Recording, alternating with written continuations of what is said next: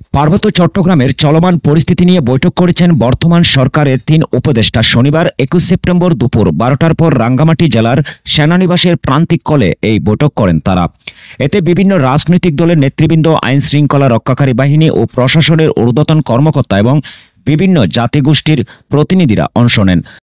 মতবিনিময় সভায় উপস্থিত ছিলেন স্বরাষ্ট্র উপদেষ্টা লেফটেন্যান্ট জেনারেল মোহাম্মদ জাহাঙ্গীর আলম চৌধুরী, পার্বত্য চট্টগ্রাম বিষয়ক মন্ত্রণালয়ের দায়িত্বে নিয়োজিত উপদেষ্টা সাবেক রাষ্ট্রদূত সুপ্রতীক চাকমা, স্থানীয় সরকার, পল্লী উন্নয়ন ও সমবায় মন্ত্রণালয়ের উপদেষ্টা এ.এফ. হাসান আরিফ।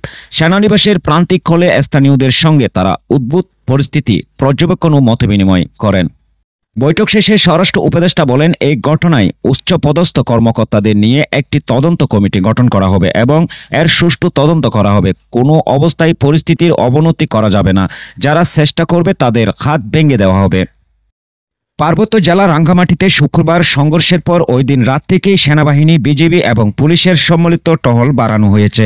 প্রশাসনের পক্ষ থেকে ১৪৪ ধারা জারির থাকায় রাঙ্গামাটির পরিস্থিতি শান্ত রয়েছে।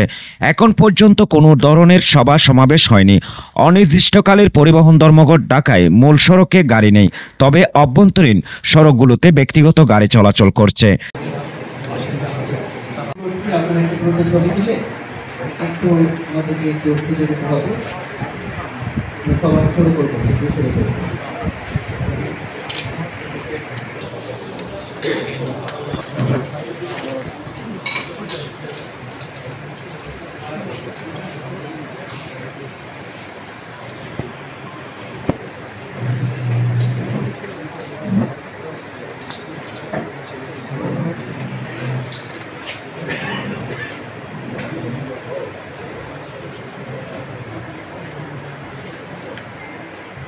শেষ হলে দ্রুত একটু আমার মনে ছবি তোলা শেষ হচ্ছে, আপনি একটু দয়া করে সম্প্রীতি চাই। এই শহর অনেক পুরনো শহর, এখানে পাহাড়ি বাঙালি সকল সম্প্রদায় মিলে আমরা অবস্থান করছি। আবার বিশেষ করে রাঙামাটি শহরে আমরা যখন এখনও যারা রয়েছে, পাহাড়ি ভাইরা, বাঙালি ভাইরা যারা রয়েছে, আমাদের মধ্যে কোনো বিরোধ নাই। কিন্তু কিছু নির্দিষ্ট গোষ্ঠী এই সম্প্রীতিকে নষ্ট করার জন্য এসে নষ্ট করার চেষ্টা করছে, ওটা আমরা হতে দেবো না। আমরা এক থাকতে চাই, ঐক্য থাকতে চাই, সম্প্রীতি রাঙামাটি শহর করতে। বা বাঙালিদের কোনো মিছিল কিন্তু দক্ষিণ ফরাসকের বাই সড়কে ঢোকে না, তারা একেবারে অফিসে ঢুকে, তারা সেখান থেকে ব্যাক করে এসেই অতর্কিতভাবে বন্দরূপাতে একেবারে দোকানদাররা ওই সময় ঠিক দোকানগুলো খুলতেছিল। বন্দরূপায় আপনারা জানেন যে সকাল 9টার পর থেকে দোকানপাট খোলা শুরু হয়, আর ওই সময় দোকানদাররা কেবল ঝাপটাপ খুলতেছিল।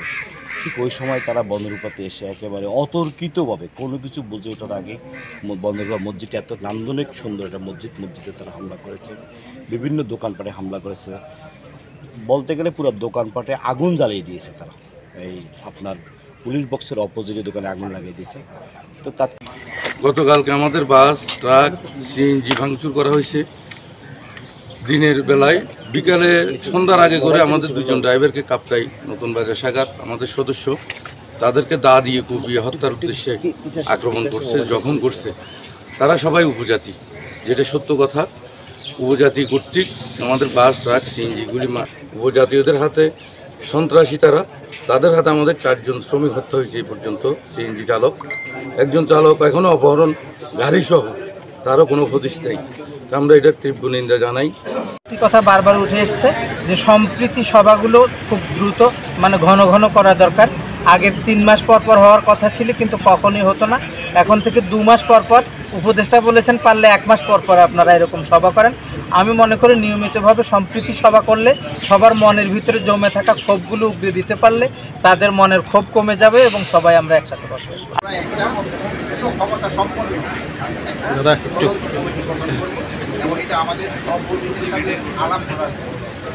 দ্বিতীয় প্রশ্ন হলো, আইন শৃঙ্খলার কোনো অবস্থায় অবনতি হতে দেওয়া যাবে না। আমি আপনাদের সবাই সহযোগিতা চাচ্ছি। যারা আইন শৃঙ্খলা অবনতি করবে তাদের কোনো অবস্থায় আমরা ছাড় দিব না। আমরা কোনো অবস্থায় তাদের ছাড় দিব না। আমরা কোনো অবস্থায় তাদের ছাড় দিব না। ভবিষ্যতে যদি তারা আবার চেষ্টা করে, তাদের যে হাত, এটা আমরা কিন্তু ভেঙে দিই। যারা আইন শৃঙ্খলা অবনতি করতে চায়, আমি আপনাদের কাছে বারবার অনুরোধ করব, আইন শৃঙ্খলা যেন উন্নতি হয়, আপনারা আমাদের সহযোগিতা করবেন। আমাদের আইন শৃঙ্খলার যে বাহিনীগুলি রয়ে গেছে তাদের সাথে সহযোগিতা করবেন। প্রশাসনের সাথে সহযোগিতা করবেন, জনগণকে বুঝাবেন যেন আইন শৃঙ্খলা পরিস্থিতি অটুট থাকে এবং ভালো থাকে এবং আস্তে আস্তে যেন আরও উন্নতি হয়, এই চেষ্টা আপনারা করবেন। আপনারা সব সময় আমাদের পাশে আছেন, ভবিষ্যতে আপনারা থাকবেন, আপনাদের এই সহযোগিতা আমি সবসময় কামনা করি। ভালো থাকেন।